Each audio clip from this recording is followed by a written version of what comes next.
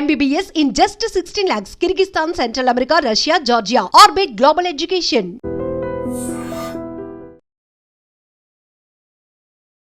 Hi hello నమస్తే welcome to iDream Media. నేను మీ శ్రావ్య. ఇప్పుడు మనతో ఉన్నారు GTA founder and chairman Vishweshwar Reddy గారు, వాషింగ్టన్ డీసీ. నమస్తే sir.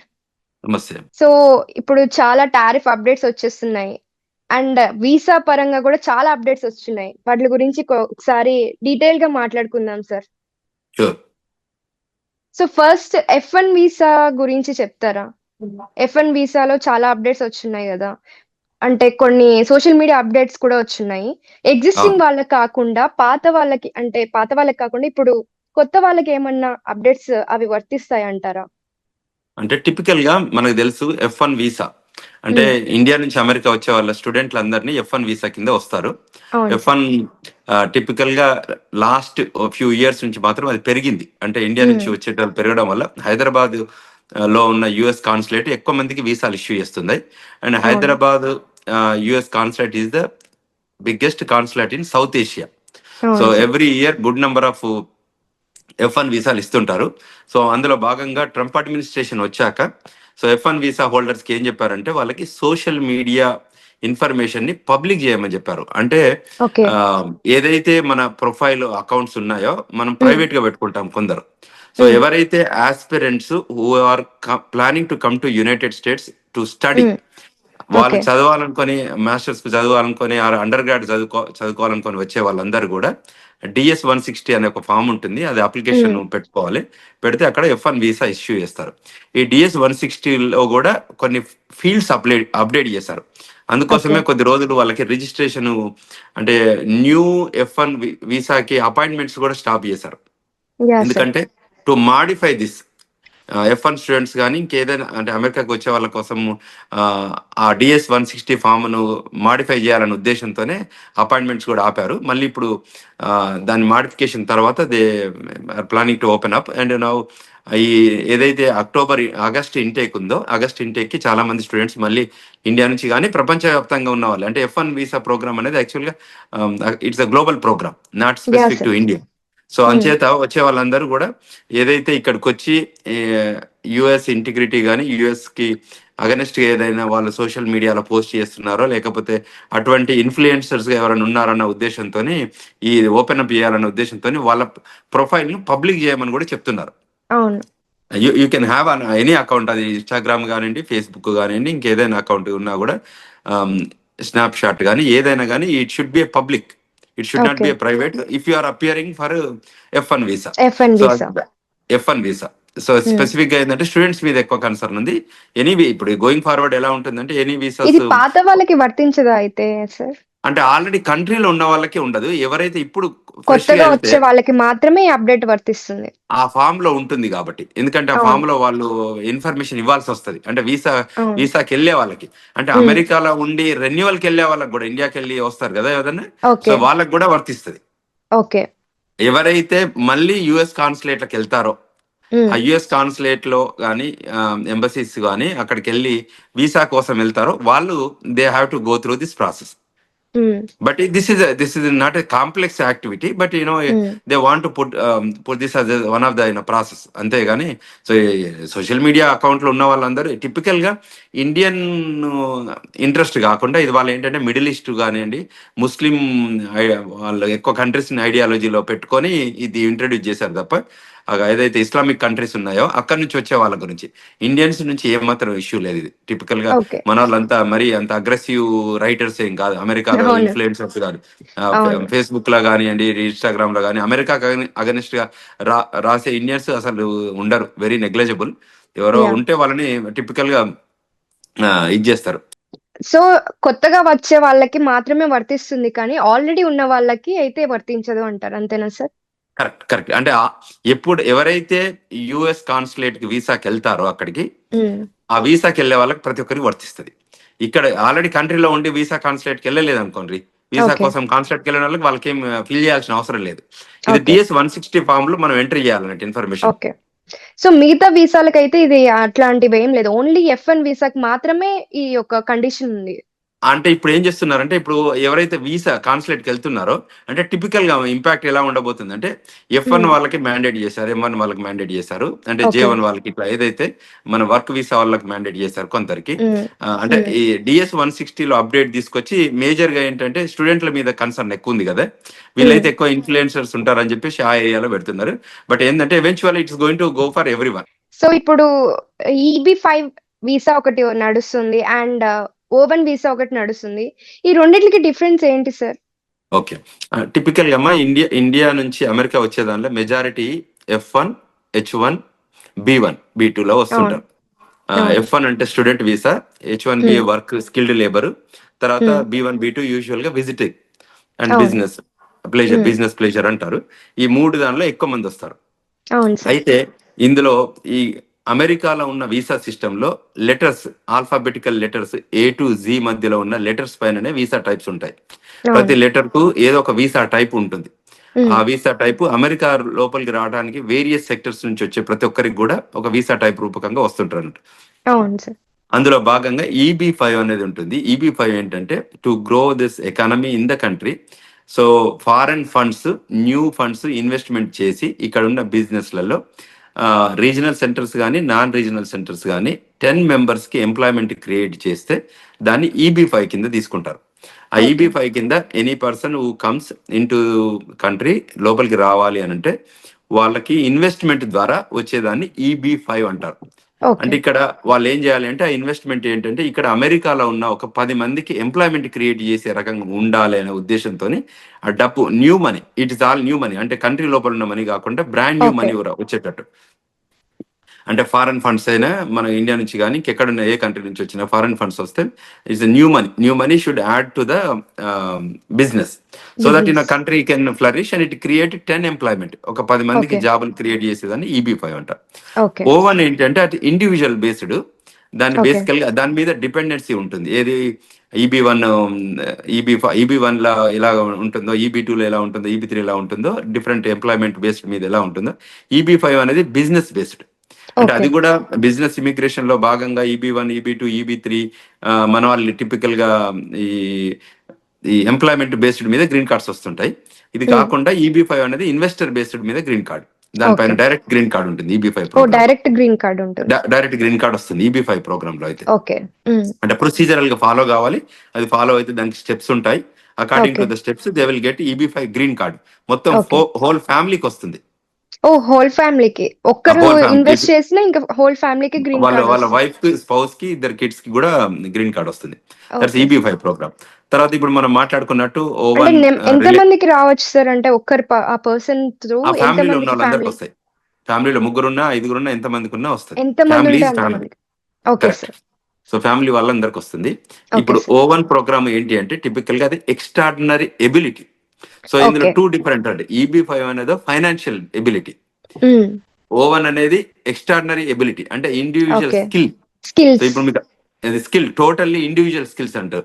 Like a great singer, great yeah. Writer, hmm. Great sportsman, yeah. Great researcher, అంటే గ్రేట్ ఇన్నోవేటర్, గ్రేట్ అంటే యూనో వాట్ ఐమ్ టాకింగ్, అన్ని great unique great great skill అనుకోవచ్చు. Unique skill ఉండాలి. అది high ఉండాలి, మళ్ళీ ఏదో చిన్నగా ఏదో ఓకే. పర్సంటేజ్ ఉండదు. సో ఇట్ ఈస్ అన్ ఎక్స్ట్రాడినరీగా ఎబిలిటీ ఉండి స్కిల్ నాలెడ్జ్ ఉండాలి. ఓకే. ఆ నాలెడ్జ్ ఉన్న వాళ్ళకి O1 వీసా కిందకి వస్తారు. ఇప్పుడు గ్రేట్ ఓకే. గా ఫిల్మ్ డైరెక్టర్స్ ఉన్నారు అనుకోండి, ఆ మ్మ్. ఫిల్మ్ ప్రొడక్షన్ లో హౌసెస్ ఉన్నాయి అనుకోండి, అంటే వాళ్ళతోని కాంట్రిబ్యూషన్ చేసే వాళ్ళకి, వాళ్ళ ఎక్స్టర్నల్ ఎబిలిటీ బ్యాక్గ్రౌండ్ పైన వచ్చే వాళ్ళకి, గ్రేట్ రన్నర్, స్పోర్ట్స్ లో బాగా activities, skill and arts and culture you know వాటిపైన కూడా ఉండే వాళ్ళందరికి కూడా ఇస్తారు. సో టెక్నాలజికల్ గా కూడా వాళ్ళు ఎక్స్ట్రాడినరీ ఎబిలిటీ చూపిస్తే వాళ్ళకి కూడా O1 ఇస్తారు. ఏదైనా పేటెంట్స్ ఎక్కువ ఉండడం కానీ O1 O2లో టిపికల్గా చూసేదంటే చాలా ఇన్వెన్షన్, ఇన్నోవేషన్ నాలెడ్జ్ ఉండి ఇన్వెన్షన్ నాలెడ్జ్ ఉన్న వాళ్ళకి కూడా ఆ ఆపర్చునిటీ ఉంటుంది. సో అది ఎట్లుంటుంది అంటే కేస్ టు కేస్ వ్యారీ అవుతుంది. ఎవరికైనా కావాలనుకున్న వాళ్ళకి మన లా ఆఫీస్ ద్వారా కానీ మనం షేర్ చేయొచ్చు. లా ఆఫీసెస్ ఆఫ్ జనితా కన్సర్ల ద్వారా వాళ్ళు రివ్యూ చేస్తారు. అంటే వాళ్ళ రెజ్యూమే ఉంటే రివ్యూ చేసి ఆఫీస్లో then if they are eligible then 10 ప్రాంక్ టెస్ట్ ఉంటే అందులో 3 టెస్ట్లైనా పాస్ అయితే అట్లీస్ట్ వాళ్ళకి ఎలిజిబిలిటీ వస్తుంది. So then they can process. So ఈ ఓవెన్ తో అడ్వాంటేజ్ ఏంటంటే ఇది H1B అయితే ఇప్పుడు కోటా కిందకి వస్తుంది, అంటే it's a lottery system H1B. But వేరే దీంట్లో ఓవన్ లాటరీ సిస్టమ్ లేదు అంటున్నారు, నిజమేనా సార్? కరెక్ట్ దీనికి ఓవన్ కి లాటరీ సిస్టమ్ ఉండదు. సో దానికి వల్ల ఎక్కువ ఆపర్చునిటీ ఉంది, కాకపోతే ఎవరికి పడితే వాళ్ళకి ఇవ్వరు. Okay. You have to have a great skill. So అది మనకి ఎగ్జిబిట్ చేసేటట్టు ఉండాలి. మళ్ళీ వాళ్ళ ఇంటర్వ్యూలో కూడా ప్రాసెస్ ఉంటుంది, సో అందులో ఎగ్జిబిట్ చేస్తేనే వాళ్ళకి ఆ ఓవన్ ఇస్తారు. దీంట్లో 2 టైప్స్ ఉన్నాయి కదా సార్, O1A O1B అని కూడా. సో దాన్ని ఒకసారి చెప్తారా? టిపికల్ ఏంటంటే అందులో ఉన్న ఈ ఏదైతే డివిజన్ ఉన్నాయో స్కిల్ ఏరియాస్ లో వాటి డివైడ్ చేసి O1 కింద చేశారు, తర్వాత O1B కింద చేశారు. ఇప్పుడు మనం ఏవైతే టెక్నాలజికల్ గా ఉన్నాయో, స్పోర్ట్స్ ఎలా ఉన్నాయో, తర్వాత ఆర్ట్స్ అండ్ కల్చర్ ఎలా ఉందో, ఫిలిం మీడియా ఉందో, అటువంటి వాటిని టెక్నికల్ టర్మ్స్ వేరేగా అండ్ నార్మల్ స్కిల్స్ వేరేగా చేశారు అనుకోవచ్చు. కరెక్ట్. టెక్నికల్ టర్మ్స్ ని స్కిల్స్ ని బేస్డ్ మీద వాళ్ళు డివైడ్ చేస్తారు. వాళ్ళకి ఈచ్ ఇండివిజువల్ కి మనం మాకు అప్లికేషన్ వస్తే మనం రివ్యూ చేసి వేర్ ఇట్ ఫాల్స్ ఇన్ అనేది మనం చెప్పొచ్చు. ఇది హెల్ప్ అవుతుంది అనుకుంటారా సార్ ఇట్లా ఇవ్వడం వల్ల? ఇండియన్స్ కి ఆ ఏరియాస్ లో ఉన్న వాళ్ళు ఎవరన్నా ఉంటే, అంటే ఇది ప్రోగ్రామ్ O1 ప్రోగ్రామ్ అనేది కొత్త ఇంట్రొడక్షన్ కాదమ్మా. O1 ప్రోగ్రామ్ ఇంతకంటే ముందు కూడా ఉంది. సో అందులో మన వాళ్ళకి ఎక్కువ ఎలిజిబిలిటీ కూడా ఇప్పుడు వస్తుంది. సో అంచేత కొత్త మీకు రీసెర్చ్, అనాలిసిస్, ఇన్వెన్షన్, ఇన్నోవేషన్స్ అంతా జరుగుతుంది కదా. సో అందులో భాగంగా ఇప్పుడు అవకాశాలు ఎక్కువ ఉన్నాయి ఇండియన్స్ కి. ట్రంప్ టారిఫ్ అప్డేట్ అయితే వచ్చేసింది, దాని నుంచి చాలా వెయిట్ చేస్తున్నారు అందరూ, ఏం చెప్తారు మనకి, ఎలా ఎంత పర్సెంటేజ్ పడుతుంది ఏంటి అని చెప్పి చాలా వెయిట్ చేస్తున్నాం. ఒకసారి దాని గురించి బ్రిక్స్ అప్డేట్ కూడా ఒకసారి ఇస్తారా? టిపికల్ ఏంటనమ్మా అంటే ఇప్పుడు ట్రంప్ అడ్మినిస్ట్రేషన్ 2.0 అంటే సెకండ్ అడ్మినిస్ట్రేషన్ వచ్చాక హీఈస్ మోర్ ఇంటూ టారిఫ్స్. అంటే అమెరికన్ ఎకానమీని ఇంప్రూవ్ చేసే ఉద్దేశంలో భాగంగా అమెరికా గ్రేట్ అగైన్ అని చేయాలనే ఆలోచనలో భాగంగానే ఇవన్నీ వరల్డ్ వైడ్ లో ఉన్న మన వాళ్ళ దిగుమతి ఏదైతే ఉందో, ఇంపోర్టు ఏదైతే ఎక్స్పోర్ట్ ఆ కంట్రీస్ కి, ఇంపోర్ట్ యునైటెడ్ స్టేట్స్ కి. సో ఇందులో భాగంగా ఇప్పటి వరకు ఉన్న వాళ్ళ బెనిఫిట్స్ లో ఏమంటుందంటే టాక్సేషన్ లో కానివ్వండి, లేకపోతే టారిఫ్స్లలో కానివ్వండి, లేకపోతే ఇమిగ్రేషన్ మోడల్లో కానీ అడ్మినిస్ట్రేషన్ లో ఎక్కడైతే లూప్ హోల్స్ ఉన్నాయో, ఎక్కడైతే పెర్ఫార్మెన్స్ బాగాలేదో, టిపికల్ గా ట్రంప్ అడ్మినిస్ట్రేషన్ ఎలా ఉంటుందంటే టాలెంట్, ట్రెజర్ మీద ఎక్కువ ఫోకస్ చేస్తారు. అందులో భాగంగానే ఇమిగ్రేషన్ లాలో కూడా ఎవరైతే ఇమిగ్రెంట్స్ వాళ్ళు ఇల్లీగల్ ఈ కంట్రీలో ఉన్నారో, వాళ్ళు ఎవరైతే ఎకానమీకి కాంట్రిబ్యూట్ చేయలేకపోతున్నారో వాళ్ళందరినీ డిపోర్ట్ చేయాలనేది ఒక రూపకంగా ఎలా తీసుకున్నారో, అందులో భాగంగా కూడా ఎకనామిక్ పాలసీ, ప్రతి కంట్రీతోనే ఒక ఎకనామిక్ పాలసీ ఉంటుందండి. అమెరికా నుంచి ఇండియాకి కానీ, అమెరికా నుంచి చైనా కానీ, అమెరికా నుంచి యూరోపియన్ కంట్రీస్ కానీ, అమెరికా నుంచి కెనడా కానీ, అమెరికా నుంచి బ్రెజిల్ కానీ, లేకపోతే సౌత్ అమెరికా కానీ, సెంట్రల్ అమెరికా కానీ, ఆఫ్రికన్ కంట్రీస్ కానీ, ఎనీ కంట్రీస్ కొని అమెరికాకున్న ఎకనామిక్ పాలసీలో ఇంపోర్ట్ ఎక్స్పోర్ట్ లో టారిఫ్స్లలో కూడా ఒక నెంబర్స్ ఉంటాయి. సో ఇప్పుడు ఈయన వచ్చిన తర్వాత ఆయన సీరియస్ గా పర్సంటేజ్ ని ఇంక్రిమెంట్ చేస్తున్నారు. ఇది టిపికల్ గా స్టాండర్డైజ్ ఉంటుంది, కానీ ఏంటంటే అది ఓల్డ్ రేట్స్ ఉన్నాయి, ఓల్డ్ రేట్ కార్డ్ అంటారు దాన్ని. సో న్యూ రేట్ కార్డ్ ను పెట్టాలనే ఉద్దేశంతో భాగంగా ఈ టారిఫ్స్ ను ఇంపోజ్ చేస్తున్నారు. అందులో కొన్ని కంట్రీస్ నెగోషియేషన్ చేస్తున్నాయి.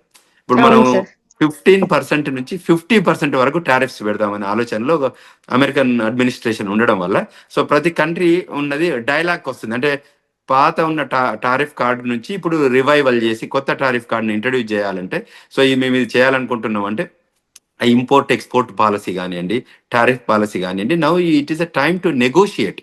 ఈ నెగోషియేట్ లో భాగంగానే అమెరికన్ లో ఉన్న ట్రంప్ అడ్మినిస్ట్రేషన్ వర్సెస్ ఇప్పుడు అంటే టిపికల్ గా ఇండియా కానివ్వండి, లేకపోతే బ్రిటిష్ కానీ, యూరోపియన్ అంటే ఎనీ కంట్రీ వాళ్ళ దాంట్లో ఉన్న ఈచ్ కంట్రీ నీడ్స్.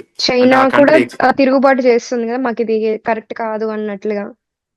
అంటే వాళ్ళకున్న నెంబర్స్ ఇప్పుడు ఎవరైనా కూడా నెంబర్స్ కదండి. ఇప్పుడు యూజువల్ గా బిజినెస్ మోడల్లో మీ దగ్గర నుంచి మాకు ప్రోడక్ట్ వస్తుంటే మేము ఏ రేట్ వేస్తాము, మా దగ్గర నుంచి మా ప్రోడక్ట్ మీ దగ్గరికి వెళ్తే ఏ రేట్ వేస్తారు అనేది. సో ఇప్పుడు అమెరికాలో ఏంటంటే మేజర్ గా అన్ని కంట్రీస్ నుంచి క్వాలిటీ ప్రొడక్ట్స్ అమెరికా లోపలికి వస్తాయమ్మా. సో ఇక్కడ ఏ ప్రోడక్ట్ అయినా కూడా మ్యానుఫ్యాక్చరింగ్ ఇంకా స్టిల్ చైనాలో లీడింగ్ ఉంది కాబట్టి చైనా నుంచి వచ్చే ప్రొడక్ట్స్ అన్నిటి మీద కూడా టారిఫ్స్ చేస్తే అమెరికాకి ఎకనామిక్ గ్రో అవుతుందని. అంటే end of the day Trump administration కానీ ట్రంప్ ఆలోచన విధానం ఏంటంటే అమెరికాను ఎకనామిక్ గా పైకి తీసుకెళ్లాలనే ఉద్దేశం. అవును. అందులో భాగంగానే ఇందులో ఇటువంటి యాక్టివిటీస్ చేస్తున్నారు. ఎక్కడెక్కడైతే ఆపర్చునిటీస్ ఉన్నాయో, ఎక్కడెక్కడైతే ఎంప్లాయ్మెంట్ ఉందో, ఇప్పుడు ఎస్పెషల్లీ ఇప్పుడు ఫెడరల్ ఎంప్లాయ్మెంట్ ఇక్కడ అమెరికాలో వాషింగ్టన్ డీసీలో ఉంటాను నేను.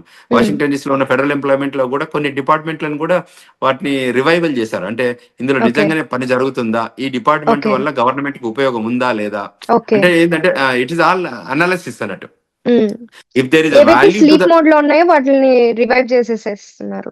ఎగ్జాక్ట్లీ అంతే. దాంతో హ్మ్. కాంట్రిబ్యూషన్ ఏం చేయబోతున్నారు అంటే ఎకనామిక్ కాంట్రిబ్యూషన్ ఎలా ఉంటుంది, ఎంప్లాయ్మెంట్ ఎలా ఉండబోతుంది, పెర్ఫార్మెన్స్ ఎలా ఉండబోతుంది. సో ఇవన్నీ మ్యాటర్ అన్నట్టు. అంటే అవి లేని వాళ్ళందరూ ఏం చేస్తాం, ఫైర్ చేస్తారు ఇక్కడ.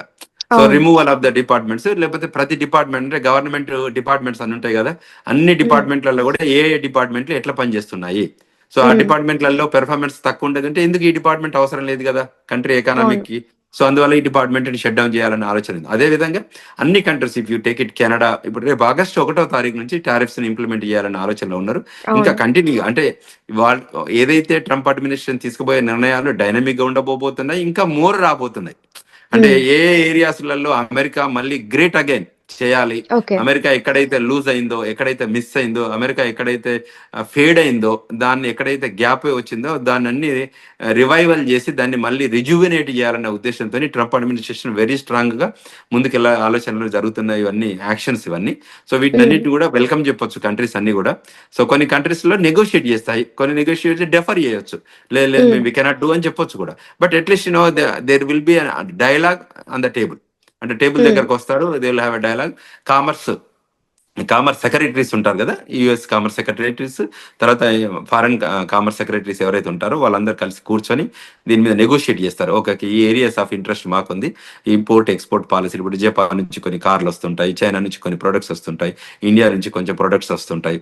సో ఎక్కడైతే ప్రిపేర్ ఇప్పుడు ఐఫోన్ ఉంది అనుకోండి, అది చైనాలో తయారై వస్తుంది అనుకోండి, సో అవును. దాని మీద టారిఫ్స్ చేస్తారు. అది ఓకే. ఇన్వెన్షన్ ఇక్కడ జరిగినా కూడా, బట్ మ్యానుఫ్యాక్చరింగ్ అక్కడ జరుగుతుంది. అవును. సో అటువంటి ఐడియాలజీ ఉన్న ప్రొడక్ట్స్ కానీ, అల్యూమినియం కానీ, ఏదైనా వాట్ ఎవర్ ఇట్, అమెరికా ఏది దిగుమతి చేసుకున్నా, ఫారెన్ కంట్రీ ఏ ఎగుమతి చేసినా దానిపైన తప్పకుండా టారిఫ్ ఉండాల్సిందే. కాకపోతే ఆ పర్సంటేజ్ ను అనాలిసిస్ చేస్తున్నారు, అంటే ఎంత పర్సెంట్ అయితే బాగుంటది ఏంటి అనేది. సో వీళ్ళు ఏదో ఒక పర్సంటేజ్ చెప్తారు, కానీ మళ్ళీ వాళ్ళ కంట్రీ వచ్చి కామర్స్ మినిస్టర్స్ వచ్చి కూర్చొని ఒక నెగోషియేషన్ దగ్గర క్లోజ్ చేస్తారు. సో ఈ టారిఫ్ పైన అక్కడ యూఎస్ సిటిజన్స్ ఏమనుకుంటున్నారు సార్? దీన్ని పాజిటివ్ గా అనుకుంటున్నారా? నెగెటివ్ అనుకుంటున్నారా? ఎలా ఉండబోతుంది అక్కడ సిట్యుయేషన్? ఇందులో బోత్ సైడ్స్ థింక్ చేయొచ్చు, ఎందుకంటే హ్మ్. వీళ్ళకి కూడా అది ఆ టారిఫ్ ఇంపాక్ట్ పడుతుంది. ఎందుకంటే యాహ్! కొన్ని ప్రొడక్ట్స్, ఫారెన్ నుంచి వచ్చే బిజినెస్ అటు ప్రొడక్ట్స్ మీద ఇటు అవ్వచ్చు. కరెక్ట్ ప్రొడక్ట్ రేట్ పెరుగుతుంది. అంటే ఇండియా అవును. నుంచి కానివ్వండి, వేరే ఫారెన్ కంట్రీస్ నుంచి వచ్చే ప్రొడక్ట్ ఉంది అనుకోరి, టారిఫ్స్ అవును. వేయడం వల్ల ఆ టారిఫ్స్ ని వీడి ఇండివిజువల్ కూడా ఇంపాక్ట్ అవుతుంది కదా. అటు అవును. కంపెనీస్ మీద వేసినా కూడా కంపెనీ మళ్ళీ వేసేది end of the day users పైన ఉంటుంది కదా.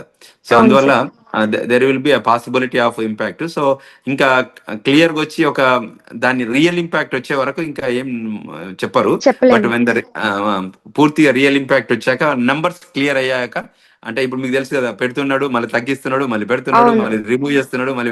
సో అవును. ఒకసారి అది స్ట్రీమ్ లైన్ అయ్యాక, అంటే టారిఫ్స్ హ్మ్. రేట్ కార్డ్ స్ట్రీమ్ లైన్ అయ్యాక, ఆన్ యాక్షన్ ఒచ్చాక. రియల్ గా వచ్చాక అప్పుడు మనకు క్లారిటీ ఉంటుంది, ఎంత హ్మ్. ఇంపాక్ట్, రియల్ ఇంపాక్ట్ అవుతుంది మనకి అనేది అవును. తెలుస్తుంది. అవును. కానీ ఒక్క ట్రంప్ తీసుకున్న డెసిషన్ మొత్తం మీద ఇప్పుడు ఆల్ ద కంట్రీస్ ఎఫెక్ట్ అయితే పడుతుంది గదా సార్! కరెక్ట్. అమెరికా హ్మ్. కోసం ఇంపోర్ట్ ఆర్ ఎక్స్పోర్ట్ చేసే చేస్తున్న కంట్రీస్ అన్నీ ఎఫెక్ట్ కంట్రీస్, అవుతున్నాయి.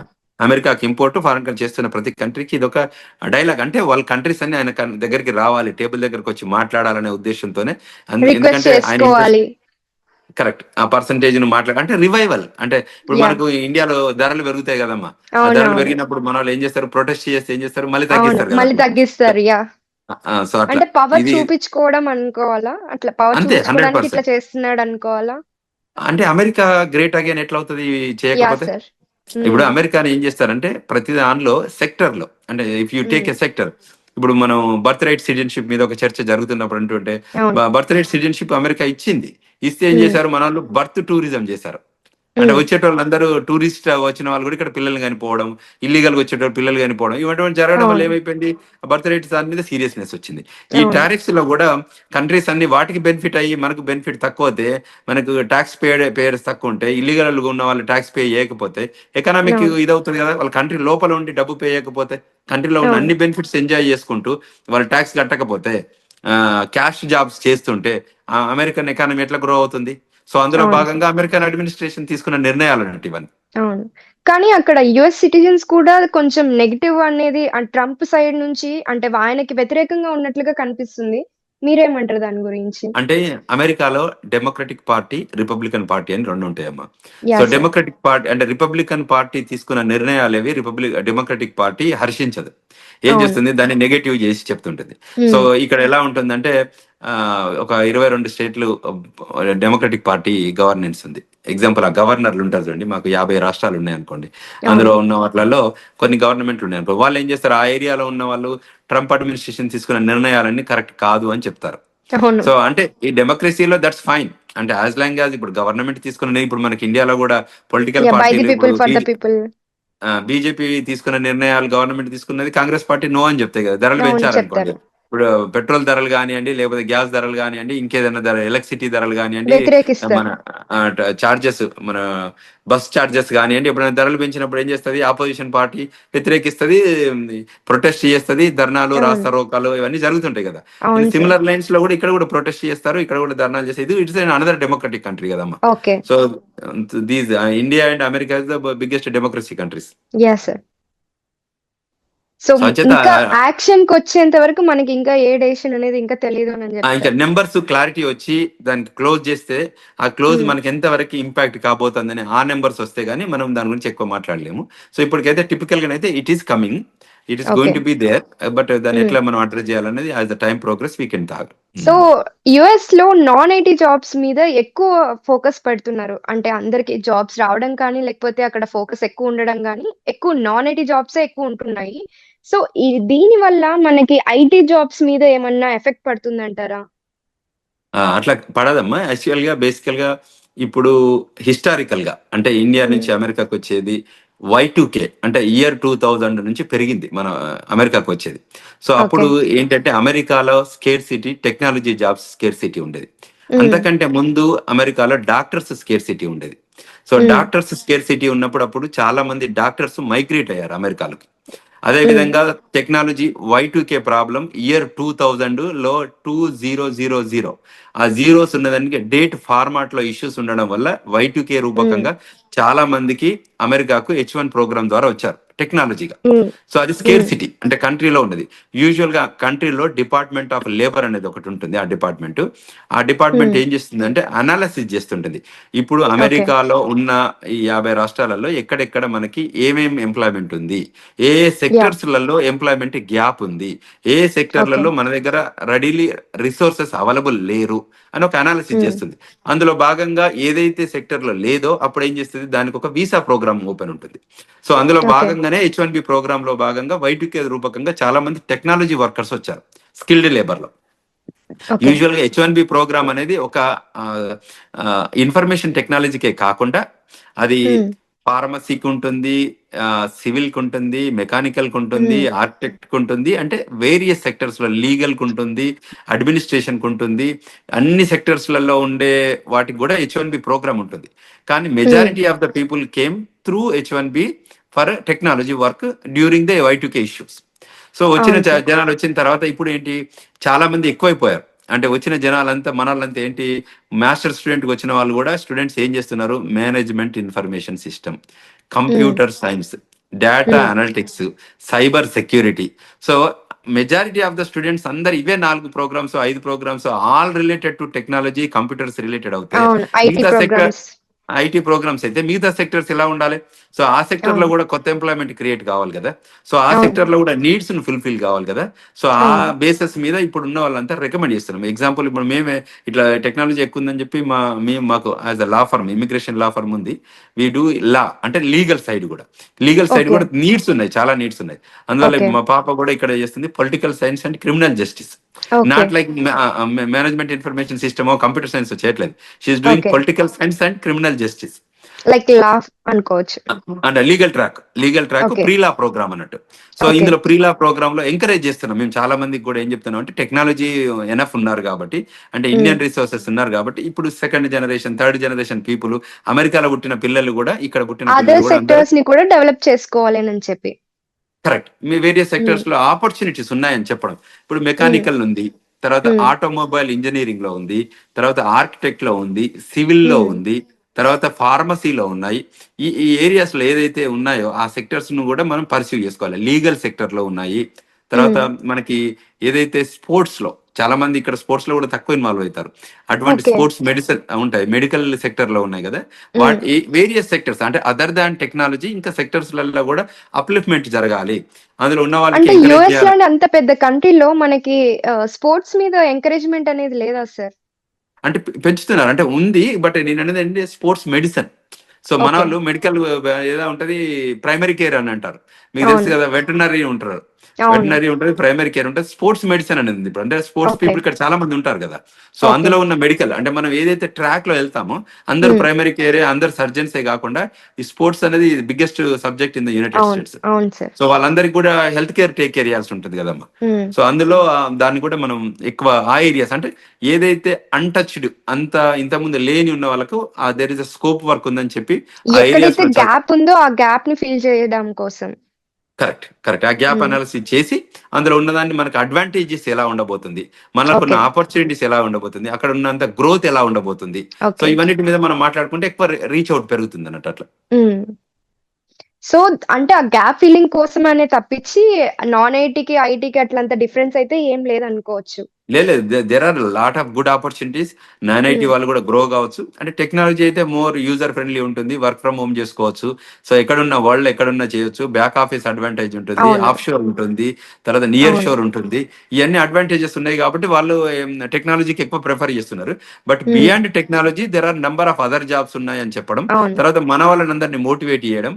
ఎందుకంటే అందరు అక్కడ కూడా ఆ ఏరియాస్ లో కూడా మీరు మీ రోల్ ప్లే చేయడం. సో అటువంటి ఏరియాస్ లో ఇక్కడ మోటల్ ఇండస్ట్రీ ఉంది, టూరిజం ఇండస్ట్రీ ఉంది, దేర్ ఆర్ అదర్ ఇండస్ట్రీస్ ఉన్నాయి. ఆ ఇండస్ట్రీస్ ను కూడా ప్రమోట్ చేసుకోవచ్చు. ఫార్మింగ్ లో కూడా ఈ మధ్య మన వాళ్ళు చాలా మంది వస్తున్నారు. So which is H2B best అని చెప్పుకోవచ్చు సార్ వీటిలన్నిటిలోకి అక్కడ? అంటే మనం స్పెసిఫిక్ గా ఇది బెస్ట్ ఇది బాగాలేదంటే అన్ని సెక్టర్స్ అంటే కూడా విచ్ ఈస్ అప్లిఫ్ట్మెంట్. అంటే గ్రోయింగ్ సెక్టర్ అనుకోవచ్చు. అయితే అంటే technology sector is always growing. Other than technology okay. Rest of the sectors also మన వాళ్ళు ఇన్వాల్వ్ కావాలని, అంటే ఎంగేజ్ కావాలంటే ఓకే. అందరం వెళ్ళి ఇప్పుడు ఒక యూనివర్సిటీకి వెళ్ళాను, అందులో ఒక 2000 మంది స్టూడెంట్స్ ఉన్నారు. 2000 హ్మ్. మంది స్టూడెంట్స్ మన ఇండియా నుంచి వచ్చిన 2000 మంది స్టూడెంట్స్ లో అందరూ టెక్నాలజీ సైడే ఉంటే మరి జాబ్స్ హ్మ్. ఎట్లా రావాలి? అవును.